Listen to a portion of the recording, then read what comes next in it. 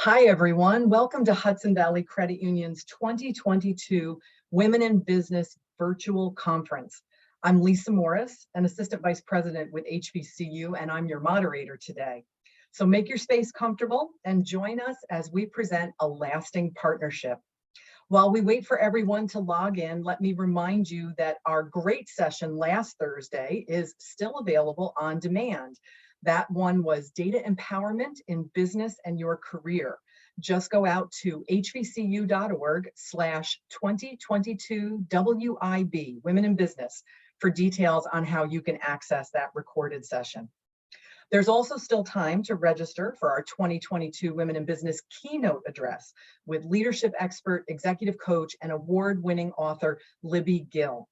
Join us next Thursday as she helps us explore ways to create a more future-focused vision despite all this ongoing change we have in our lives. You can register for free, and again, it's at hvcu.org/2022 WIB. So you gave us feedback and we listened. After 2 years of virtual events, we've created a space for you to learn more about your fellow registrants. Get listed on our 2022 Women in Business networking page, which gives you access to your fellow business owners and women in the workforce who you may be interested in connecting with. My colleague and backseat driver today, Ashley Arias, is going to drop a link into the chat for everyone so that you can sign up if you're not already a part of that page. And after today, if you have any questions about our speakers, other HVCU business events, or just general questions about our products and services, feel free to reach out to us by sending an email to businessbanking@hvcu.org. Ashley's going to drop that into the chat for us all also. So thank you everyone for taking your time out of your day as we present a lasting partnership. A few housekeeping items to start with. We will leave time at the end for Q&A, but if you have a question as we go along, please do put it into the Q&A function, which you can find along your toolbar at the bottom usually. The chat function is also available, so please feel free to either comment as we're going along or network with each other in case there are topics that interest you and you want to reach out to each other. Our exceptional group of panelists would love to hear from you. If you need to jump off or if you miss parts of the webinar, there's no need to worry. The on-demand recording will be available later on. And our last housekeeping item is actually a bit of a surprise for everyone. Our partners from Pause to Be Present today are gifting each of you with a free 1-week membership to their wonderful studio. You'll receive access to their free live classes and unlimited on-demand classes for 7 days. Thank you to Stephanie and Cheryl for that generous offer. Everyone attending today live will receive an email after the session with your special code and instructions for how to take advantage of the offer. So let's meet our presenters for today. And first off, we have progressive partners Cheryl Browse and Stephanie Faulk. They're bringing balance, better health, and mindfulness to the people of the Hudson Valley through their joint venture, Pause to Be Present. Once a corporate litigator and investment banker, Cheryl now uses her decade of personal practice and training to teach the transformative practice of mindfulness meditation. Mindfulness has had a strong effect also on Stephanie's life, providing necessary balance while juggling a busy career and raising 3 children. They teamed up a few years ago to create a space, first physical and then virtual, to help us deal with ways to make mindfulness a part of our everyday life. Dynamic duo Chef Brandon Walker and La Trevette Walker are a husband and wife partnership influencing the food and hospitality industry here in the Hudson Valley. Together, they own Essie's Restaurant in the city of Poughkeepsie and B&L Hospitality. Chef Brandon is a graduate of our own local Culinary Institute of America up in Hyde Park, and he has competed on the Food Network not once, but twice. And La Trevette, in addition to helping manage B&L Hospitality with Chef Brandon, is the Director of Critical Care at Mid-Hudson Regional Hospital. And before we dive into how these 2 sets of partners make it all work, we'll talk with Gary Schuster from Jacobowitz and Gubitz LLP. Gary's varied practice includes formation, transactions, and counseling for corporations, LLCs, partnerships, and nonprofits, purchases and sales of business, estate planning, guardianship proceedings, media, copyright, trademark, and even now cannabis law. So if you have something law, I'm thinking Gary covers it all. He's a man of all trades, jack of all trades. So welcome to all of our presenters today. Thank you so much for joining us. Gary, let's start off with some of the basics about a business partnership. What would you say is the first step in creating a legal business partnership? Oh, and as usual, we have our first. Gary, you're on mute. That will never work. Okay. I would say that two people who just start working together have created a partnership in the law. The problem is that is a very risky situation. Partners are responsible for what goes on in the partnership. And if one partner should run off and decide to buy a van for the business and the other partner doesn't really know anything about it, well, that other partner has responsibility and liability. Even worse if that first partner should drive the van into somebody's house or run them over. So a general partnership is what we call it in the law is very risky. So we far prefer corporations, limited liability companies, that affords protection. And when you do that, it's certainly a good idea to have a contract to assign duties and responsibilities, to divide the labor, who's going to invest, who owns what percentage, and so on. So that's a quick answer. Is it a time-consuming process? Well, it can be. I kind of like that idea. I mean, we get I feel like a marriage counselor sometimes. We get we don't get a lot of people coming in saying, hi, we want to form a partnership. We get a lot of people coming in say, hi, my partner stole from me, or my partner didn't show up, or my partner just bankrupted us. And so then we have to fight our way out. So I think planning and communicating is very important. I've certainly had experiences where people start business, but they don't really talk about who's going to do what, which is a little mind-boggling to me, but there it is. So it is well worth sitting down to think about. I actually have a list of, gosh, 26, 27 things. You don't need all of them, but you need a lot of them. And planning ahead of time and putting on paper can save an awful lot of misery later on. Yeah. And there's a lot of key relationships that go into building a business, not just the two partners themselves, but what are some relationships that you would recommend that business partners have? Absolutely need a lawyer. In fact, you need a whole team of lawyers. I got a whole bunch of them right here in the building. Certainly the accountant. I often send, just for a quick example, I don't want to make a choice for somebody between a corporation and an LLC. I think that's an accounting question. I want the accountant involved from day one. And the insurance agent, also very important. What kind of insurance do you need? You don't want too much, you don't want too little, you want it just right. So that's really, we think of three players: insurance, accounting, and law. Okay, all right. And is banking relationships one of them? Never, no, we're not interested in banking. Because sometimes you need to find the money. It's important that in a larger company or a nonprofit, which has a lot of people, we're interested in who has authority to sign checks.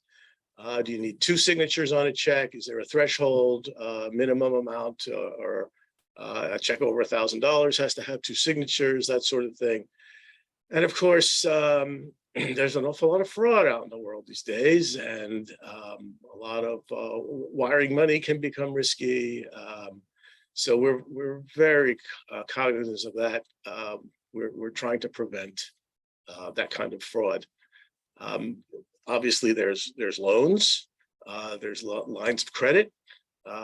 So a bank has all of that. Yeah, yeah. So that checklist, you had sent me a copy of that, and it was pretty extensive. And do you actually provide that to your clients right up front and say, go through this with me? Or if they ask me, I mean, like I say, a lot of them don't ask. They're like, let's just open a business. If they ask, yes, I certainly do. who's going to own, percentages? Is it 50-50 or is it something else? What contributions have to be made? Do you need cash contributions? Do you need contributions of property? Are you contributing labor? Are you full-time? Are you part-time? Are you not working at all? What happens if somebody doesn't make the contribution that they're supposed to make? Who decides? I had an interesting brother and sister team, very successful, been in business a long time. They manufacture stuff. They say Gary, if I could just stop you for 1 second. I think there's fell. yeah, you fell. I just wanted to make sure that we didn't have other technical problems. It's okay. So And they, someone mentioned to me that the chat is disabled. I apologize. We're going to try to work on that. But in the meantime, if you have a comment or question, please put it in the Q&A. Thank you. So Gary, sorry. okay. Continue. So right. So there's two partners. Conceivably, you have a deadlock. One says, I want it brown. The other says, I want it blue. What do you do? So this one family says, okay, the sister, she gets the final say on design and marketing, and the brother gets the final say on manufacturing and finance. So they've sort of, divided up their labors. They know what they're good at. They know what the other one's good at, and they agree. If it's that kind of decision, then, the brother gets the decision, the sister gets the decision. So that's one example. Okay. Nobody wants to think about death and disability, but of course it happens every day. And so you have to think about, what happens. A business like mine, where I have a professional license, I cannot leave it to my wife. She's not a lawyer. She can't inherit my interest in the partnership here. Same applies to doctors and dentists and architects and engineers and all sorts of professionals. So what happens? So you have what you call a buy-sell agreement. In the event of death and disability, the survivor will buy out the interest, and often that's where the insurance comes in, because you don't happen to I don't have $1 million sitting in the bank. I can't write that check, so you buy term life insurance to fund that buyout. Okay. Good tips. There's more. And so, right. And there, I don't want to scare people though, that, when people have a really great idea that they want to start a business, I think what we're really trying to say is that it is that pre-planning. It's the business plan. It's putting something together in writing that everyone agrees to that can really keep them on the right track. So relationships are always seem to be the key to partnerships. And Chef Brandon and La Trevette, you guys have the ultimate relationship, I would say, in partnership. And I'm assuming you two first met as personal partners and then entered into a business together. What was your reason for creating the partnership?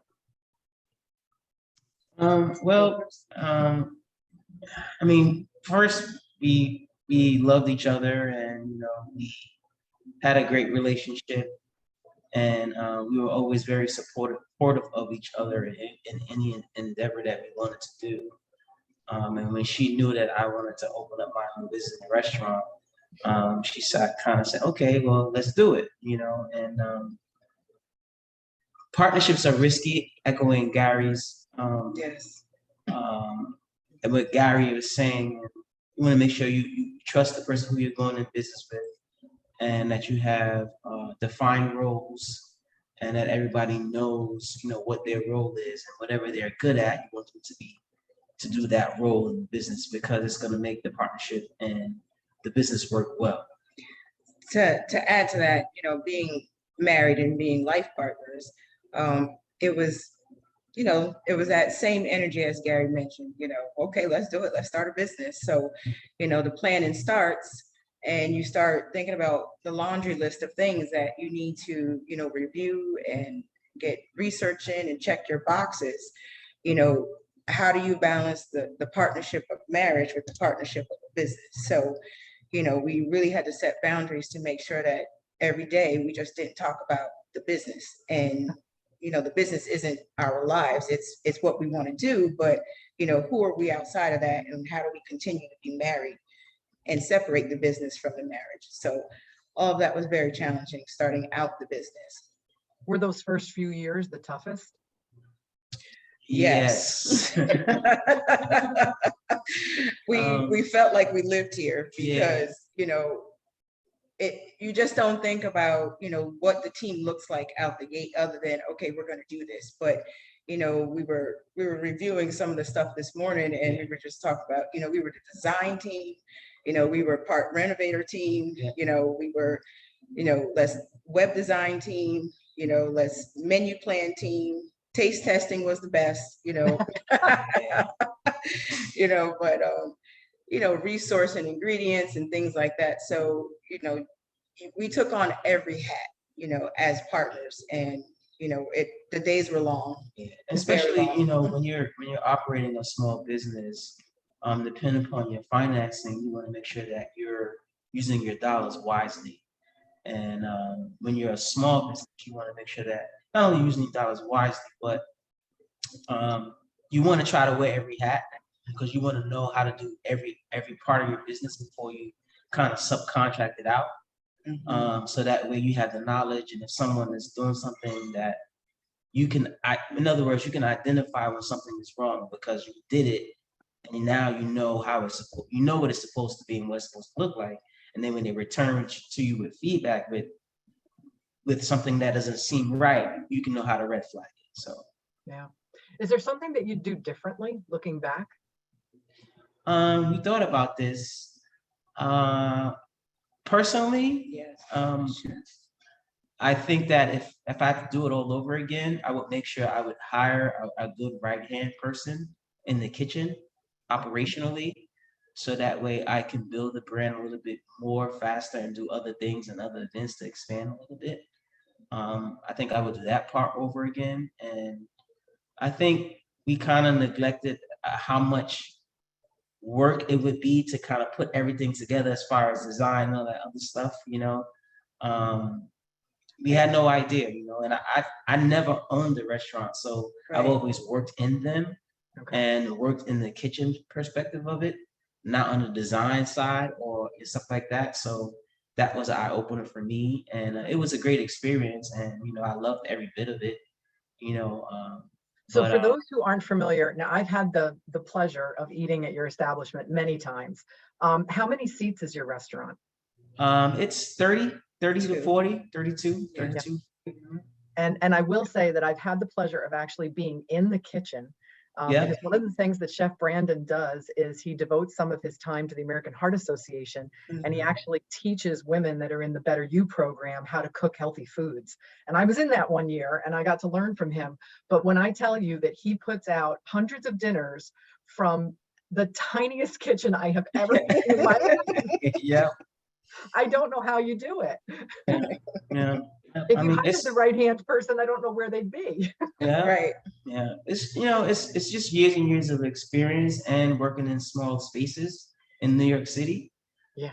Because if you work in any of the kitchens in New York City, a lot of them are very small, very compact, and very multifaceted. So Yeah. just years and years of doing that. So Yeah. And then for me, personally, to answer the question, it was trying to balance my career as a registered nurse in working and never working in hospitality in that sense.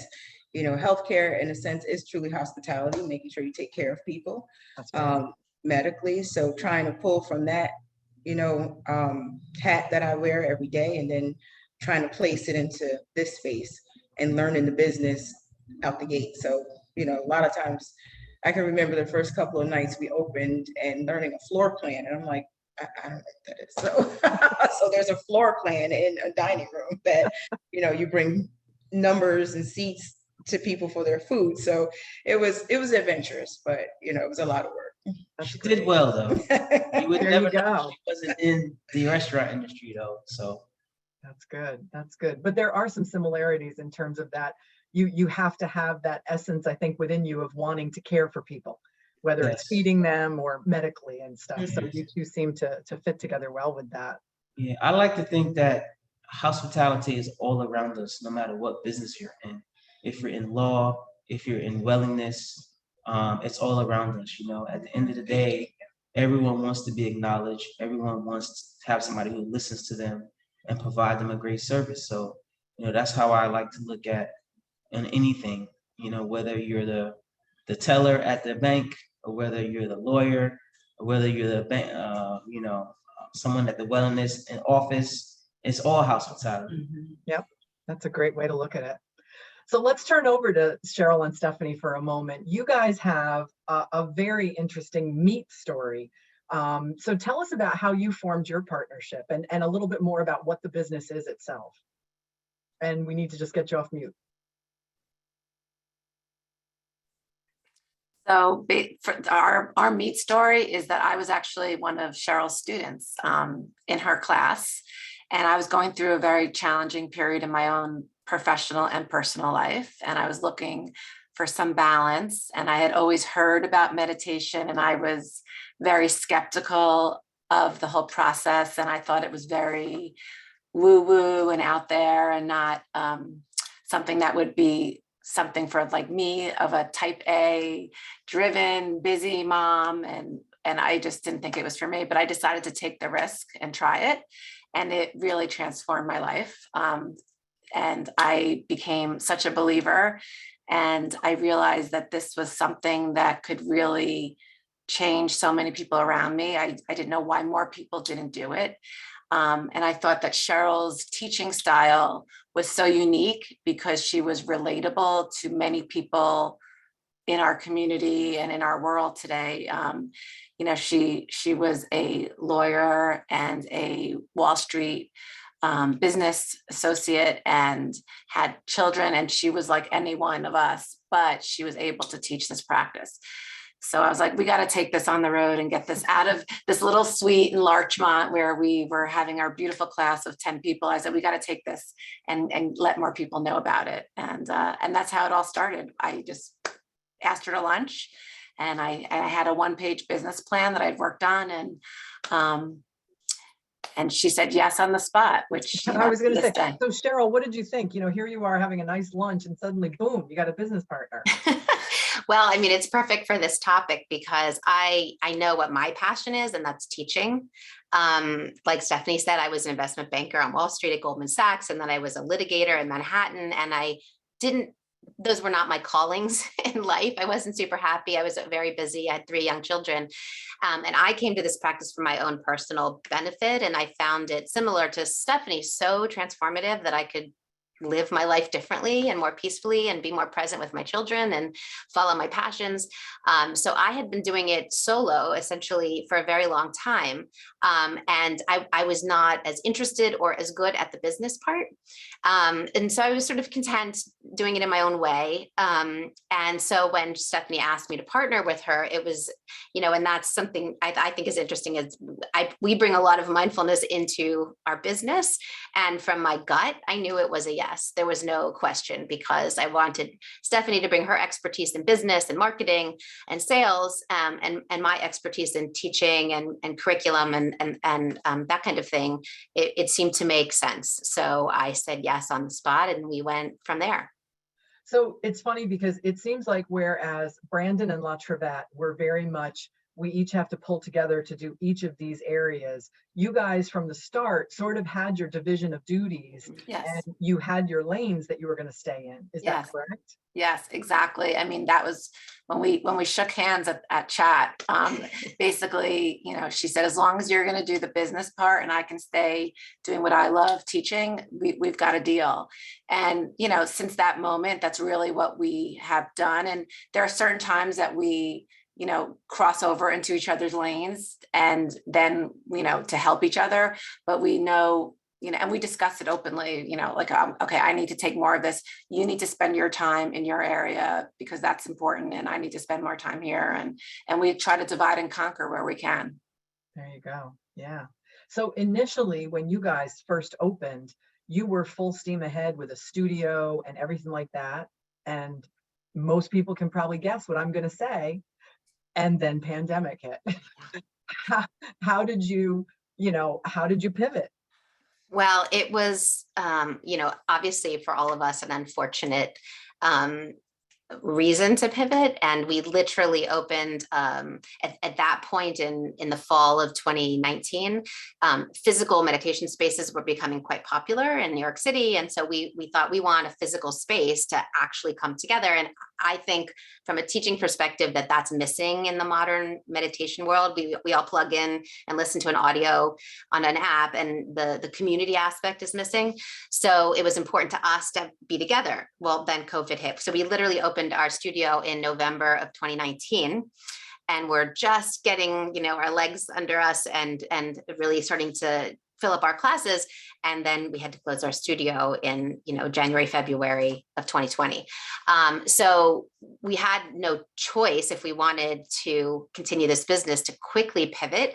And fortunately, I had already been doing I had my sort of toes dipped in the live stream meditation arena prior to us working together. So we probably spent a week of sleepless days and nights putting everything online. And also because people were so stressed out and the world was turned upside down, people needed one, a way to connect because we were all isolating and quarantining, and two, a way to de-stress. So for the first 3 months, we offered daily live stream free classes to anyone who wanted to come. And we would have 60, 80, 100 people come and show up in their little boxes and just breathe and connect. And it was really, really beautiful. So we created a community. We created a membership program so you could pay a monthly fee like a gym and just show up. Everything was recorded. So if the time didn't work for you, you could watch on demand. And so our business completely shifted from, a class-based buy as you go program to a membership community-based virtual space. And it worked, and it's been growing ever since. So, Wow. yeah. And Brandon and La Trevette, you guys had been in business for several years when pandemic hit, but of course, we know how terrible this has hit the hospitality industry. And even on the front page of the paper just yesterday, I think, was another article that things really haven't gotten back anywhere close to normal in terms of staffing and things like that. But you guys pivoted, I remember, because I took advantage of it, to some delivered meals, which was my husband's favorite fried chicken for Father's Day. Yeah, so we did a bunch of things. So like the ladies, Stephanie and Cheryl, we already had our online ordering kind of set up prior to the pandemic, because I just wanted to offer, because Grubhub was picking up in the area and stuff like that. So Yeah. I wanted to offer, I just wanted to be in the market as far as to go. So that had already, luckily I already had it set up and I didn't have to scramble. So when the pandemic hit, we shrank our menu and we started to offer more family style and more comfort foods, because we couldn't have any in-person diners come in and sit down and eat and have an experience. So we still wanted to provide good food and good service, but we just had to pivot to do more family meals and stuff like that. But then I was saying, and then staff that we had Right. was spur loaded as well. right, So it became challenging as to, a single person, in the restaurant cooking, as to what are we going to choose, what's sustainable, what's going to travel well, right, Yep. and what's still going to make Essie's essence in the community. right. Yeah. That's Because interesting. we don't typically do takeout. We typically Right. come and sit down and eat with us. So Yeah. we had to think about all those things, as my wife said, sustainability. What's going to travel well and stuff like that. And you guys partnered, I believe, with the city eventually once things opened up, so that you could actually Yes. have that outside dining and things like Yes. that. So what happened was I believe it was Mark Molinaro, our county executive, and our mayor decided that they were going to make an executive order to allow restaurants to have outside seating and stuff like that. And so we got the opportunity to do the 2 parking spaces in front of the restaurant, and we created a sitting space and people could dine out and stuff like that. Yeah. We did Mother's Day to go.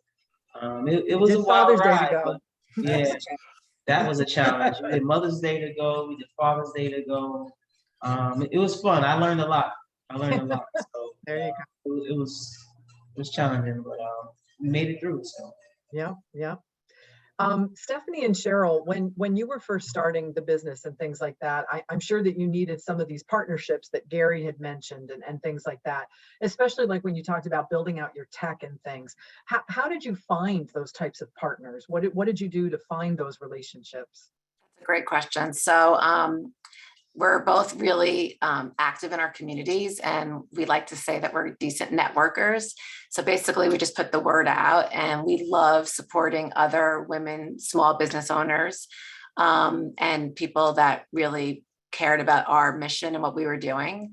So that's how we secured our lawyer, and that's how we secured our accountant and our bookkeeper and things like that. So that was that. And then as far as like our registration platform and creating this membership, that was new to both of us.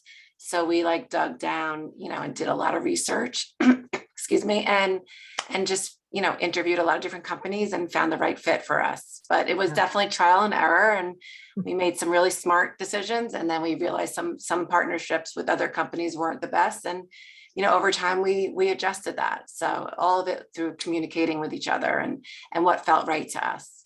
Some of it's a continuous education on your own part, Absolutely. right? Suddenly becoming an expert in something. Yes. So I do have a couple questions in the Q&A, and Gary, I think you're best equipped to handle a couple of these.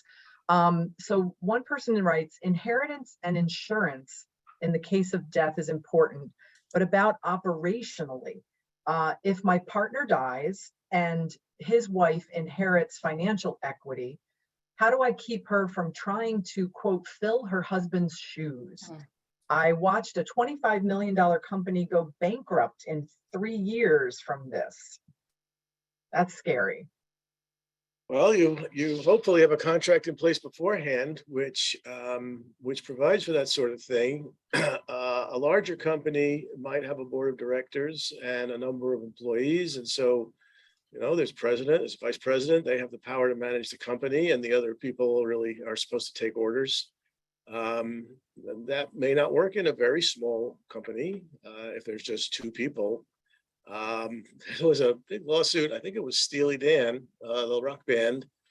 And I think the guitar player died, and the wife was like, I want to be in the band. That doesn't work. You're not the world-class guitar player. So, planning. And having it actually written into the contract. And then, how many shares does each person have? Who has a controlling interest? Going back to my business, I guess this wasn't the case. You have to have a license to practice law. You have to have the license to be an engineer or an architect. If you don't have the license, you can't do the business. It may also have been a ploy just to get bought out for more money, right? There you go. That's true. And I'll go away. Yeah. That's why you have contracts. And I just want to say, a contract between partners doesn't have to be very complicated. You don't have to have a lot of whereases. You can, do it yourself to some degree, and it'll hold up. And something's better than nothing. There you go. Another question is about the issue of equity-only partners. How is that unique, and what are the pitfalls that you should look out for? Well, I think of passive and active. So a passive investor is somebody who just puts in money, like you might invest in Apple or Microsoft or any number of corporations, and you put in money and you get your dividends. So that's what I think of as an equity-only owner, and that's actually very common. Lots of people just put in the money, and not only don't they want to work, they shouldn't work, because if you work, then you may be hit with a self-employment tax. If you're actually providing labor, you might have a very unpleasant tax surprise. So actually, I think that's pretty common. Once again, put it on paper. So-and-so is investing. He's got such and such percentage of the company, and he'll not be required to work and may not be permitted to work. Right. Okay. Chef and La Travette, did you ever consider bringing anyone else into the business, sort of along those lines? Earlier on, no, because we kind of wanted to kind of grassroot it and just, put our own sweat equity and our funds in it, just to kind of build the brand. And as we get into it now, our next step would be to do another concept, do another SEs. We would think about it then now, because now we have a brand that's built, and we have data that says the concept works, and we can pitch it to other investors, say, hey, invest in us. This is what we've done. And I feel like as an investor, People want to see that what you have to offer is going to work, and that it's going to make money, or that it's proven. When something is not proven, no one's really going to invest, because you never want to invest in the money that you can't lose. That you don't want to lose. You don't feel comfortable losing. So proof of concept is very important, at least in my business, or any business. So we should just go by scratch offs otherwise, right? yeah. So, I should have given you the opportunity. Tell us a little bit about the history of Essie's, the name. Okay, so I've been inspired through my whole life through food, through the women in my family. So, and in my household, we always had. I used to call it the house of refuge, because we always had people over, people coming from out of town, family members. They always stayed at our house. So, I like to say I grew up around hospitality, because my mother always had someone coming over. We were always cooking for them, we're taking care of them. So as a kid, I would cook with her a lot.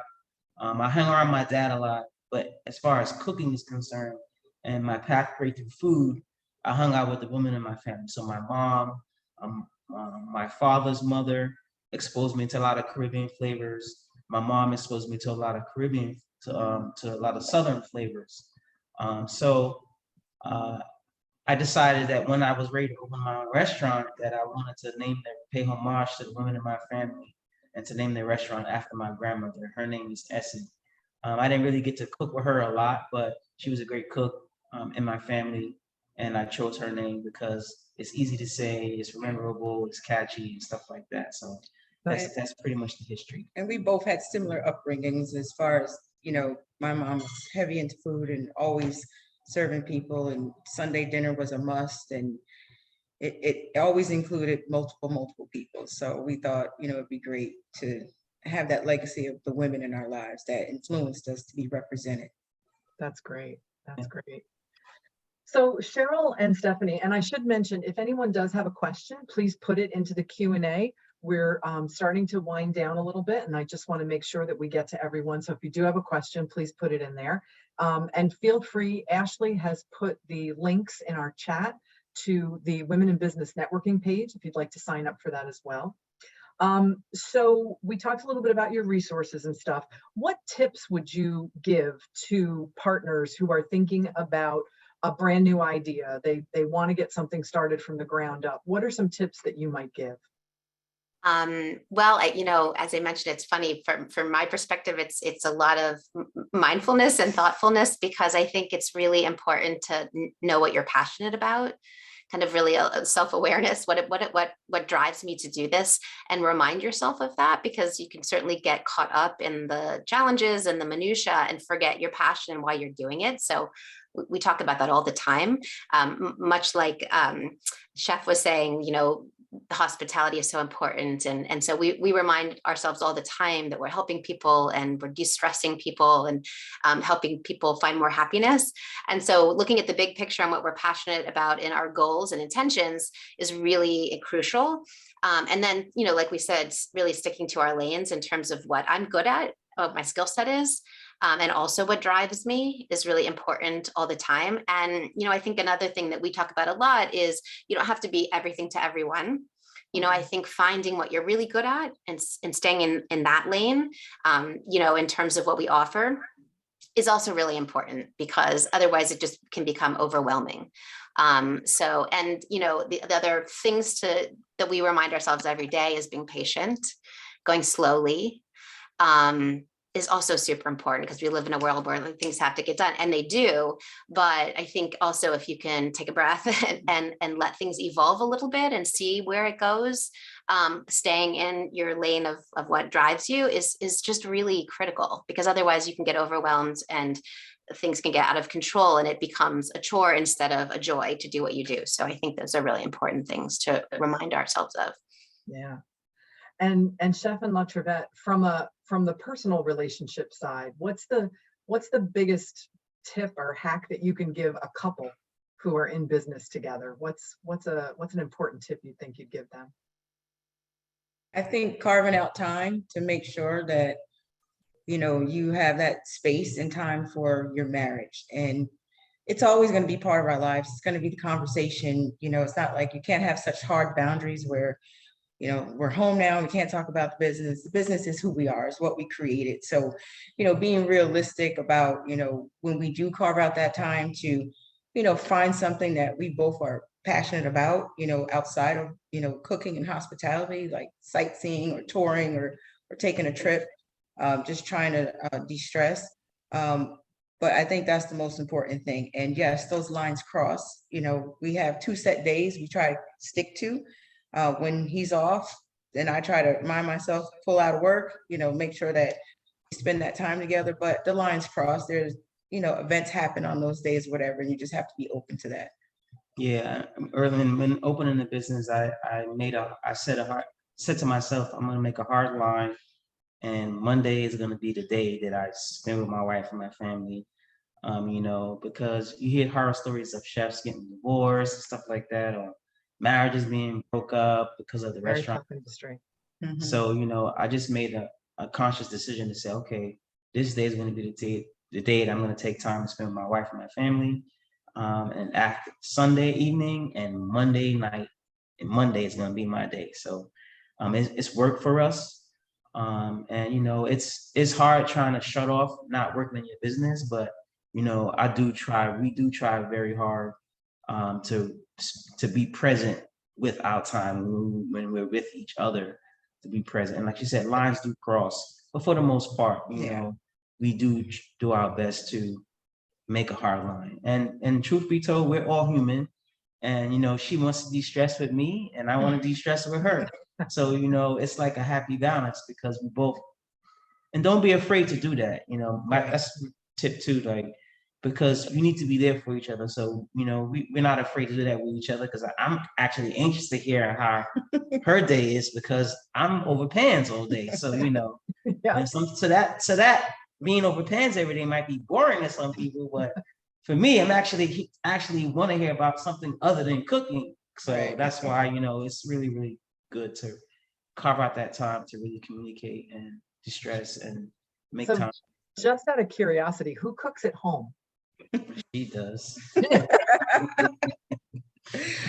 He will cook. Yeah. It's not that he doesn't want to cook, but I feel like if that's what you do all day long, if you want to come home and cook, have at it. I'm taking a night off. Yeah. There you go. He'll But I experiment do with like, you. I do like to cook myself. So Oh, that's it's good. enjoyable for me. And she's very good at it too. There you go. So we did have a question in the chat, and it is a wide open one here. What is the best way to settle disputes between partnerships? So I think that we should probably talk about maybe levels of disputes. But if it's something minor, Cheryl and Stephanie, how would you guys do this? Well, luckily, we have not had that many disputes in our 3 years of working together. But the biggest thing for us is communication. And, you know, that one that goes back to the last question, what makes a partnership work?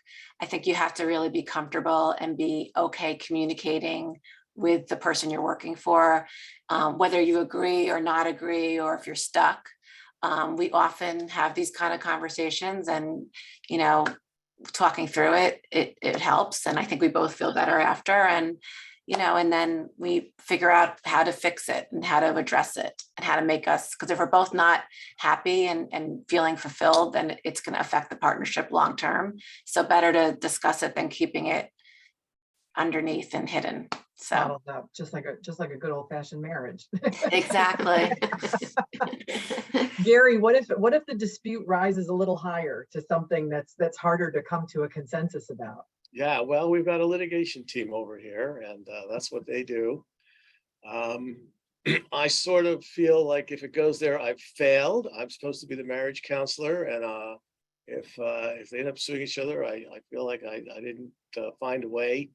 I can't reinforce that communication thing enough. It is absolutely true, before, during, and after.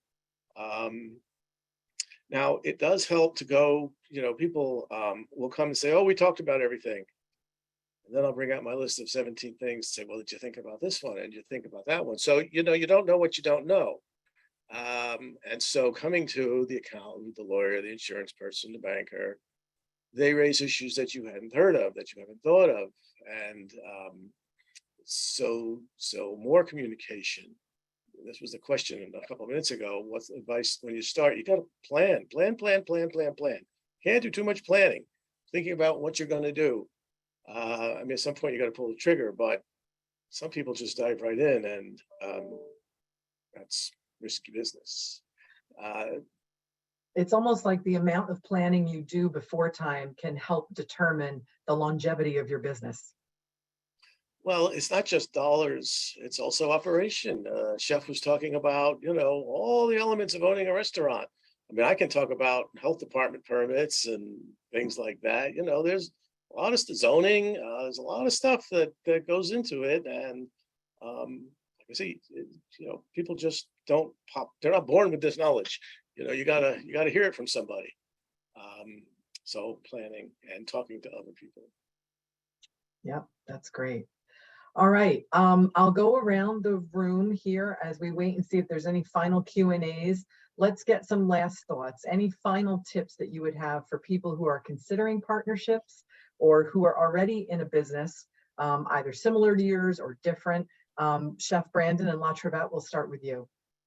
I would say if you're interested in going into business partners and you've never really worked in that business before, but you're inspired by it, you're passionate about it, I would suggest them working in that environment first with someone else, so they can kind of really learn the ins and outs of that business, so they can get an idea of, number one, how to be a leader in that space and carve out their own niche, but also just to literally be in an environment and see if that although they feel it's a passion, but if that particular space would be right for them.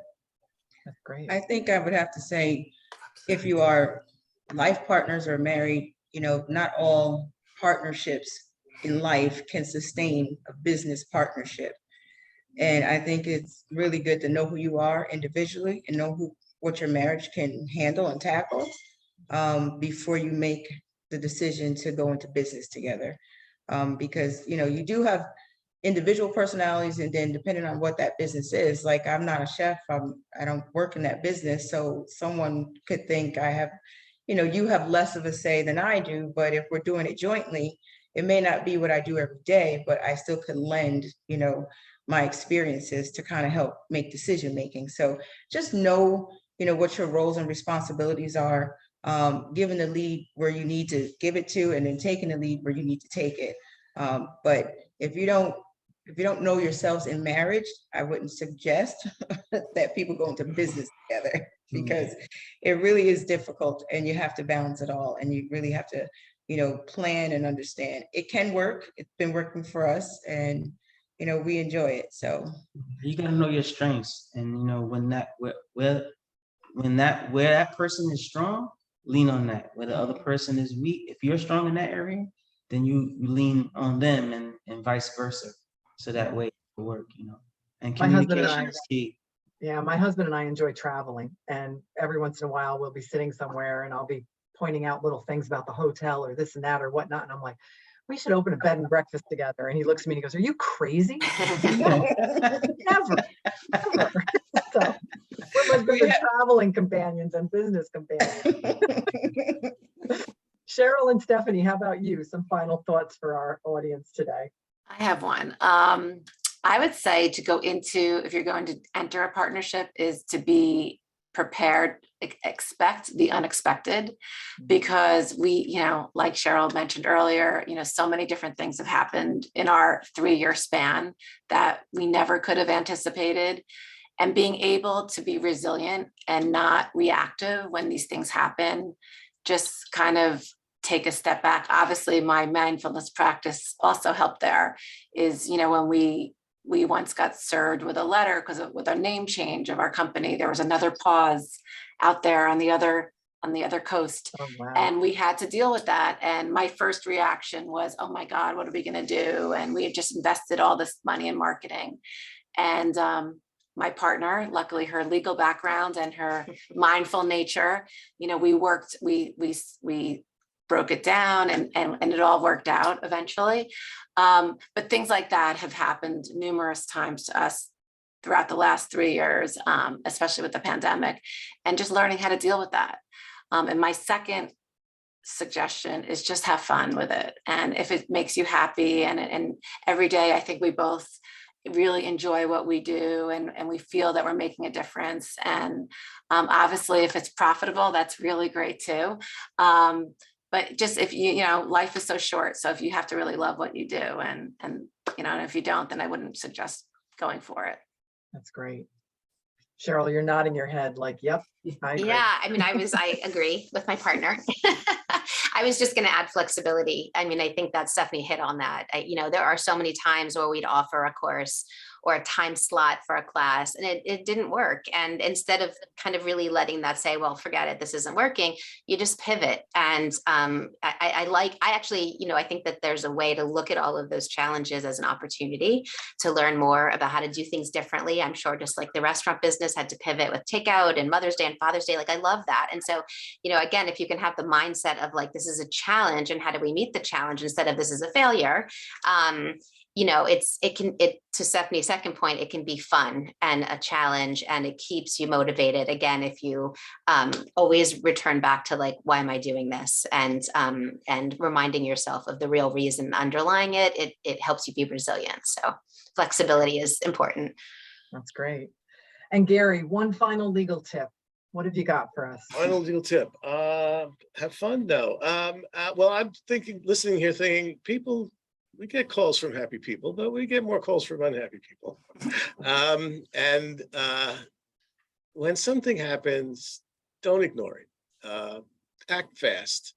The more time you have to think about it, like you guys talked about, you have more options, you have more opportunity.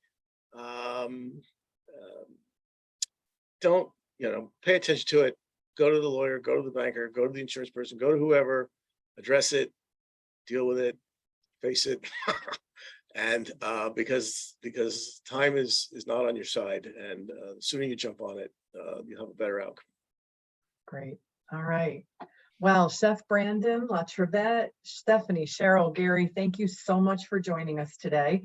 If anyone does have any questions after the event, please send it to businessbanking@hvcu.org, and we will be happy to try to get you an answer.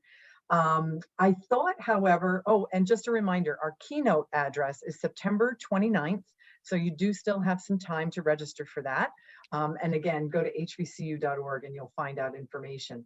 But I thought we have a little bit of time, and in order to practice what we've been preaching, I was wondering, Cheryl, if you would lead us through a short 5-minute mindfulness moment so that we can go out and make the rest of our day great.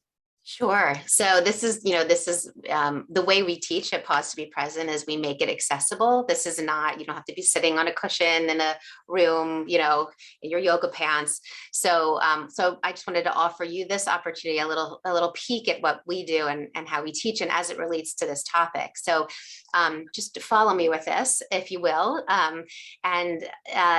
Mindfulness is all about being where we are. I think Brandon mentioned being present with each other, both at work and in their personal lives.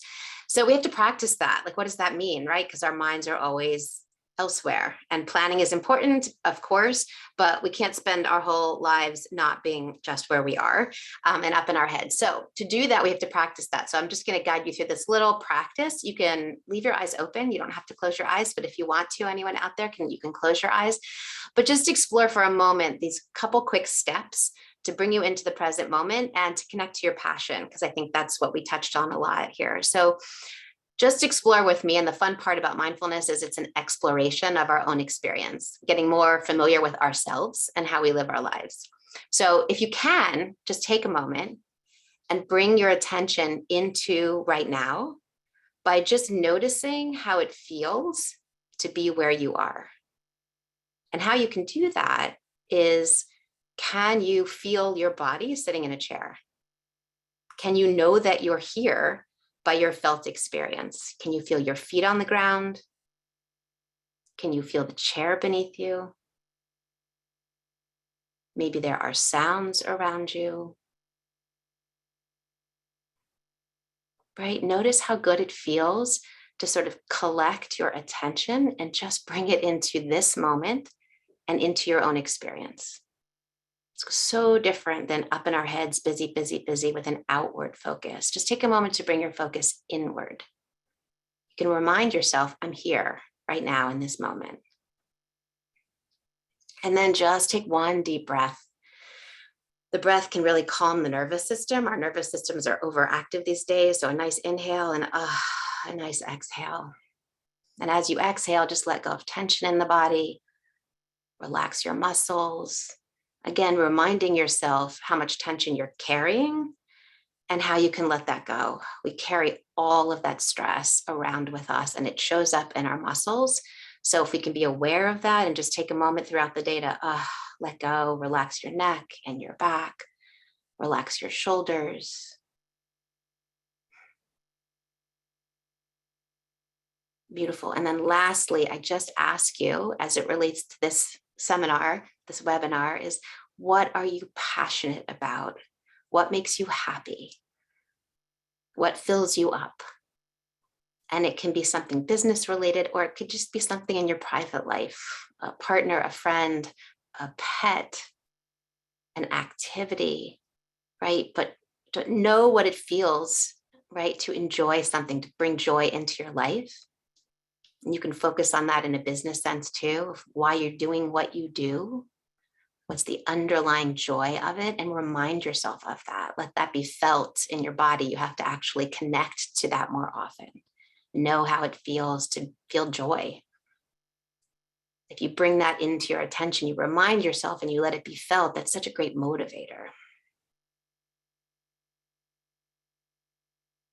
Always focus less on the negative and more on the positive. And then just to wrap it up, just take a nice deep breath. One more big inhale and a nice deep exhale. Beautiful. And as we always do at Pause to Be Present, remind yourself, even right now, there are a bunch of people right now in this, just sitting and breathing together. And there's always community and support along the way. So we just remind ourselves that we're not alone in our challenges and in our journeys. So we just feel that nice support. Beautiful. Beautiful. And as we end this little teeny practice, right, just notice, I always like to remind people as I tell you to open your eyes, see if you can keep this sense of being present, right, of being in your body in this moment with you the rest of the day. So as we open our eyes, and you're invited to do that now, don't sort of switch into the doing, thinking, worrying mode, but see if you can move into the rest of your afternoon, kind of being where you are. It's a whole shift in how we can move about our days and our relationships and our partnerships. And it really keeps us grounded and connected and calm.